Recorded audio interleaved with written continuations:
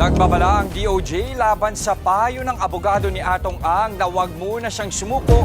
Pero sabi ng DOJ, red flag ang payo na yan. Kilala niyo ba ang taong nasa likod ng bilyon-bilyong pisong Sabong Empire sa Pilipinas? Siya si Atong Ang, ang lalaking hindi lang naging BFF ng isang presidente, kundi naging mitsa rin ng pagbagsak ng isang administrasyon. Mula sa mga pasilyo ng Malacanang hanggang sa pinakamainit na showbiz scandals kasama ang pamilya Barreto.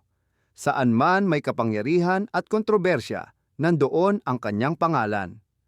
Pero paano nga ba ang isang batang laki sa kalsada na gawang i-digitalize ang tradisyonal na sabong gamit ang bilyon-bilyong pisong teknolohiya ng Pitmasters?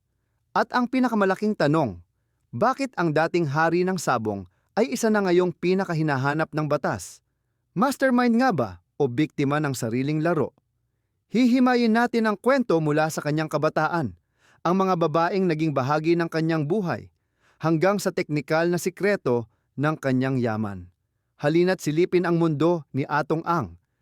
Ang buhay ni Charlie, Atong Ang, ay maihahalin tulad sa isang mahabang teleserye na puno ng sugal, politika, at mga kontrobersyal na pag-ibig. Mula sa pagiging isang batang laki sa kalsada ng Maynila, ginamit niya ang kanyang likas na talino sa numero at street smarts upang pasukin ang mundo ng gaming.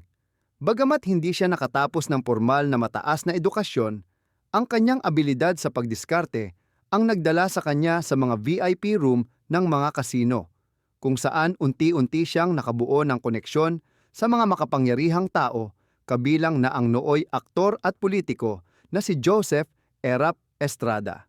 Habang umaakyat ang kanyang pangalan sa mundo ng negosyo bilang gaming consultant at utak sa likod ng Bingo 2 Ball, naging makulay din ang kanyang buhay, pag-ibig.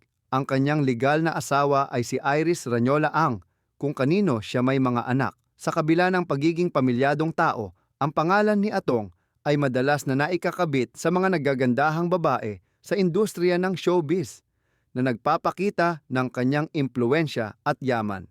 Ang isa sa pinakamaingay na kabanata ng kanyang buhay pag-ibig ay ang pagkakaugnay niya sa mga miyembro ng pamilya Barreto. Noong 2019, naging usap-usapan ang gulo sa pagitan ng magkakapatid na Gretchen, Marjorie at Claudine Barreto sa burol ng kanilang ama, kung saan nadawit ang pangalan ni Atong. Nalink siya kay Gretchen Barreto, bagamat mariin nilang itinanggi ito at sinabing business partners lamang sila. Lalo pang naging masalimuot ang kwento nang lumabas ang mga alegasyon na dati rin siyang nakipagrelasyon kay Nicole Barreto, na pamangkin ni Gretchen, at maging kay Claudine Barreto. Ang mga isyong ito ay naging pambansang balita na nagpapakita kung paano tumatawid ang impluwensya ni Atong mula sa pasugalan patungo sa mundo ng mga sikat.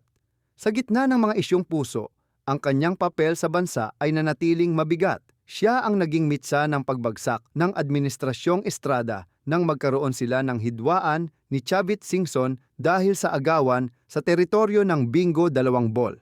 Ang away na ito ang nagbunsod kay Singson na ibunyag ang Gueteng Gate na nauwi sa EDSA ikalawa matapos ang ilang taong pagtatago sa Amerika at pagkakulong sa Pilipinas.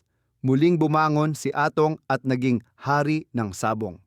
Itinatag niya ang Pitmasters Live at naging pioneer ng e-sabong na nagpasok ng bilyon-bilyong piso sa gobyerno, ngunit nagdala rin ng matinding social cost.